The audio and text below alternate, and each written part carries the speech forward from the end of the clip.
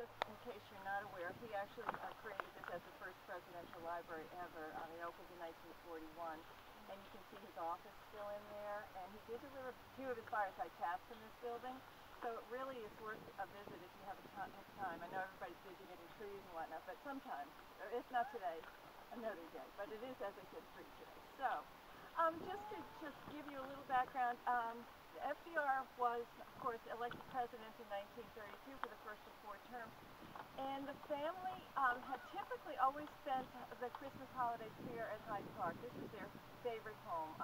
They did have a home up at Campbell up in summertime, and they had a home in the city, but this was their home base. And so most Christmases they were here, and when he was president, though, then they began to spend the holidays in Washington at the White House.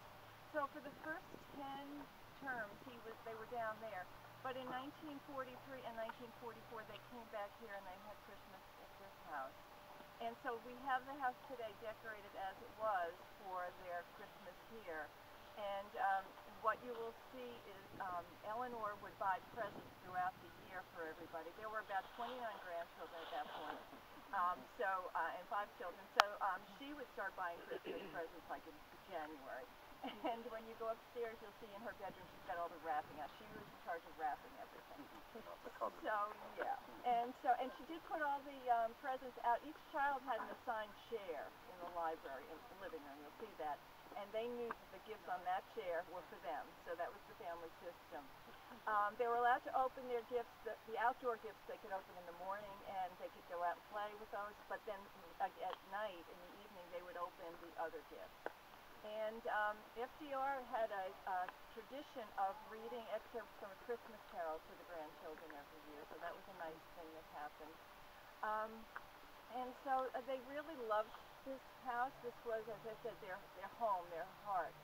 And so, as I said, those last 2 Christmases, they were here, and his health was failing at that last Christmas, so he really was having some difficulty actually getting through the Christmas Carol, and so he did at that point make some bequests to some of his children and grandchildren, so he probably had an idea it would be his last Christmas here. But nevertheless, it's a very festive looking house today. We have the Christmas tree, and dinner would have been a turkey and a ham and mashed potatoes, of course, and all those good healthy things.